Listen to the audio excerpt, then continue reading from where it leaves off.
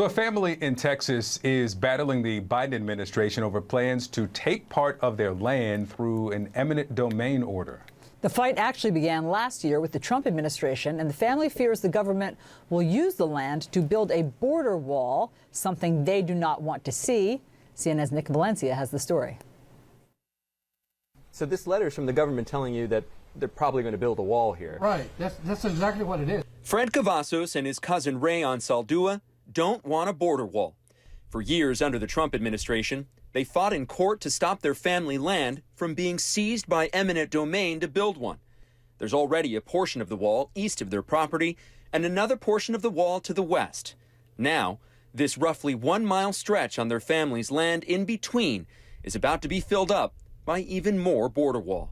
There will not be another foot of wall constructed on my administration. Joe Biden ran to be president in part on his promise to stop a wall from being built along the U.S.-Mexico border.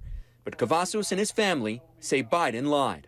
At first he said, no, not one more foot. Now he's thinking about miles. 2 weeks ago, a federal judge ruled that 6.5 acres of the family's 60-acre property will be taken from them, and there's nothing they can do about it.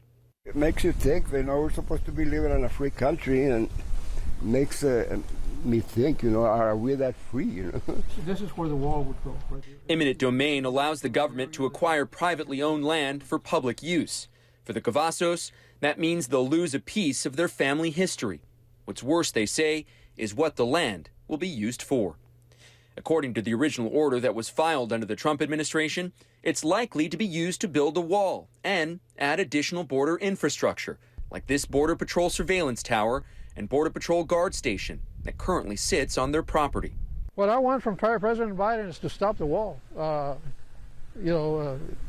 Keep his word. He said no more wall, not one foot of wall, and no more land confiscations. That's what we want him to do, is keep his word. In a statement, the Department of Justice said it sought continuances in pending cases, including in this case, in which the government had previously filed motions for possession of land on the southwest border. But right before the rescheduled hearing in this case, the judge granted the DOJ's motion for possession that had been filed under the Trump administration.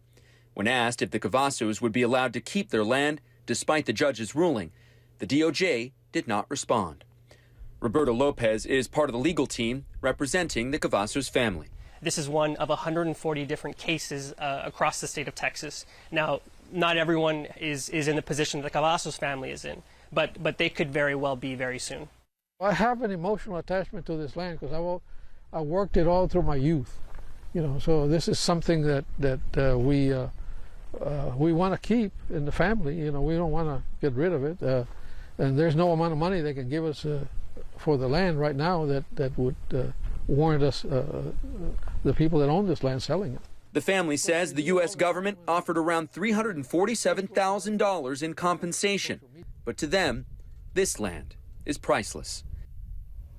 The Cavazos family is one of an estimated 140 families along the U.S.-Mexico border at risk of having their land seized by the U.S. government or has already had their land seized.